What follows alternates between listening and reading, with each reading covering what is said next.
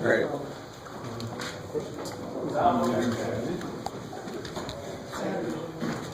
Can we have him in the middle here?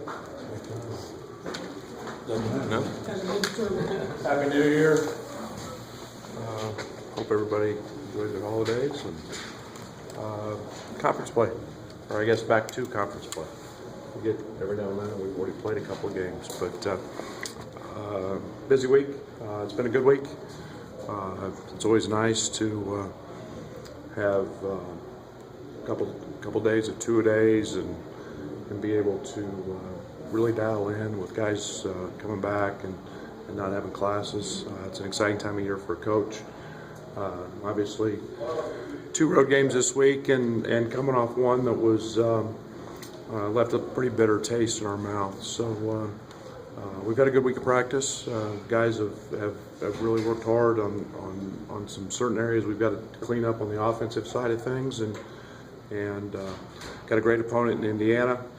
One of the elite players in our conference, and Juwan Morgan, very versatile. I think he's the most versatile guy in our league.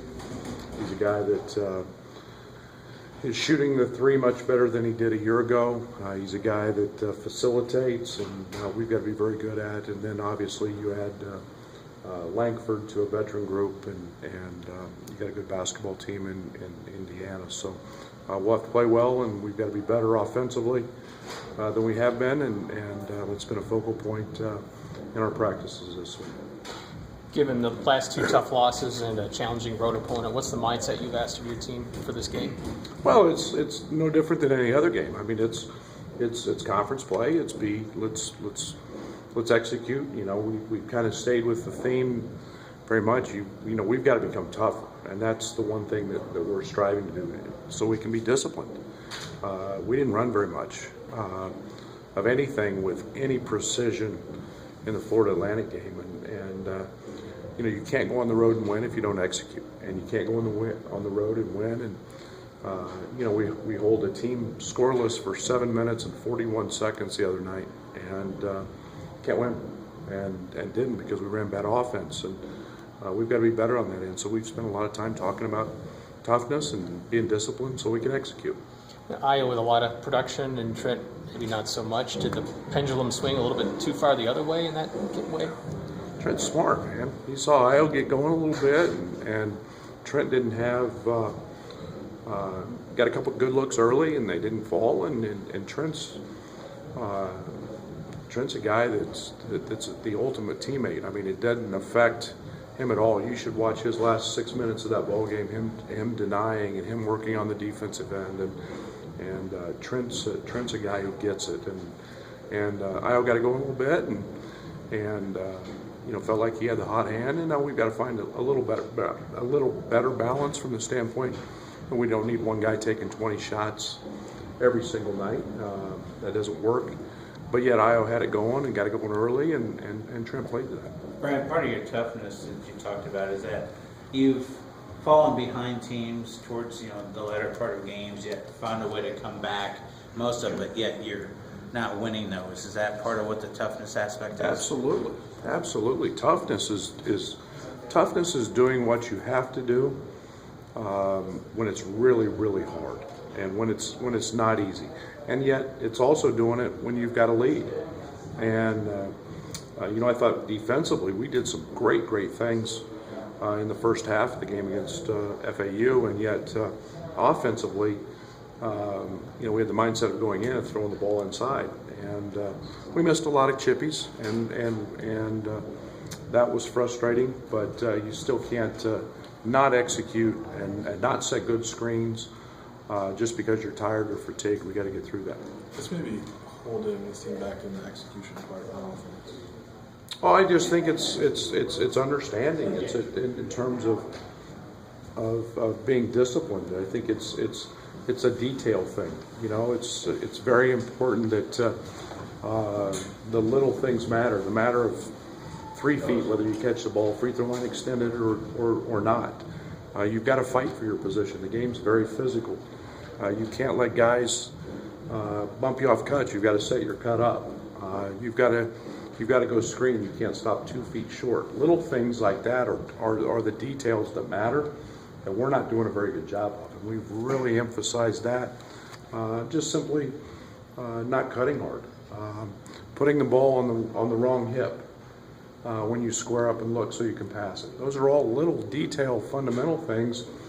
And when you don't do those become more than minor issues. I mean, a few of the guys were attacking the basketball more towards the end of the FAU game. Is that something you need to see even more of, just in terms of the offensive room? Yeah, I mean, Scott, when you don't shoot any free throws in the first half of the FAU game, that's a problem. And you know, one of the things that I've always taken pride in is that's an easy way to score is get to the free throw line. And we talked about that ad nauseum. You know, throughout the start of the season was, you know, making sure we got to the foul line, and we're not doing that. And you know, you can't settle for threes because it's easy. You take threes because they're the right shot, and sometimes driving a closeout is tough. It's physical. It's getting hit, and we're not doing that enough. And yeah, we did that a little better. We got to the foul line, I think 19 times the second half. We made our first 15 or 16 and missed our last 3. But you've got to attack. Aaron said you challenged him ahead of the last game. You responded with 20 points. Anyone else that you're maybe kind of putting a little extra stock into heading into the Big Ten schedule? Yeah, we've got to get better play out of it, everybody. But you know, I think the one thing that I'm looking for is, you know, from some of these young guys is consistency. You know, you can't say we're a freshman anymore when some of these guys have played. Now, they haven't played in Big Ten games, enough of them yet, but yet we've played in a lot of high caliber games against quality opponents, and now we got to find consistency. And Georgie's a guy that we need consistent play from, and you know, we've got to almost to the man be better. And you know, Kip's another guy that we've spent a lot of time challenging this week to be find his form, find his groove, have his confidence, and you know, we need Kipper to be good. You spent a lot of last year talking about fighting for your culture. Do you feel like the team is bought in right now as we turn to the new year? Oh yeah, I love this team. This team's got a sixth sense about the want to and the desire, and you know, they're showing up every day, working their tail off, and they're showing up and meeting in the locker room, and this team likes each other. They play together, and yet it's hard to win. It's hard to win when you're growing through growing pains, and we had some tough losses early, and now we've got to continue to fight and grow. But this team has been not 1 second have I doubted our chemistry and our togetherness. Are you seeing anything with Kipper mechanically with his shot that is maybe why he's been off recently? Yeah, he's shooting a little stiffer maybe in terms of his legs, not getting quite as much lift. He's gotten his elbow in a little bit, but we've talked about that. Just got him back to the free throw line, doing some you know, some things mechanically, and you know, shooting can be the great enigma of basketball. You know, it can be such a mental thing, and yet the smallest little thing can get you going. And he shot it really well in practice yesterday, so we think we're back on the right track. Looks like Georgie was a little confused on his 5th foul, and is there still a growing process for him to knowing what is a foul in this league and what isn't, or any of the other guys? Well, I wouldn't say that there was no doubt it was a foul, but I think the one thing that you know, that probably stemmed more from frustration than anything else. He knows what a foul is and what it's not, and you know, he had a tough night and missed some bodies. He knew it was a game that we were going to try to go to him early and often, and you know, between fouls and some missed easy opportunities, you know, it became a frustrating night for him. After the game Saturday, Aaron said it was kind of a reality check loss and to look in the mirror. What did you see from those guys kind of taking it on their own and their response after that game? Well, we've had a couple really good days of two-a-days, and we've gotten after it, and we've gotten up and down a lot. There's been a lot of game simulation, and there's been, like I said, it's it's one of the things I love about this group is resiliency, and you know, it's never varying very far from what our purpose is and what our goals are. We have to continue to work to get better, and they've done that this week. So, yeah, you're not going to just show up and beat people, and that was the reality check I think he was talking about. You know, we've got to play 2 halves, and we've got to execute on both ends of the court. Being the hot hand against FAU, was that maybe just good to see him get going offensively, you know, for the first time in a couple games? Yeah, and I think that we saw him shoot some threes. We saw him, he got to the rim, he missed a couple. We saw him attack the rim again, which is nice to see. And I think we start to see a well-rounded basketball player, and that's good. And now we got to get him and Trent and Kipper and all those guys together. Then we become a really good offensive team. We've shot so many, and I say this all the time. Offense is like music, and there's a certain rhythm to it, and there's certain flow that has to happen, and we didn't have that. Nobody knew when a guy was going to be open or a guy was going to shoot, because we were just off in our execution, and we have guys over dribbling when we don't need to over dribble, and missing screens when a guy's coming wide open, or delivering the ball a second late when we come off something and we're open. And that becomes out of rhythm and out of sync, and that's something that we've worked really hard to try to look at past films and see how this works when we do it right. Are there any parallels you can draw between Io and Romeo, both highly regarded guards that stayed home? I think just that. I guess I haven't looked at it much beyond that. I think Romeo's a terrific talent.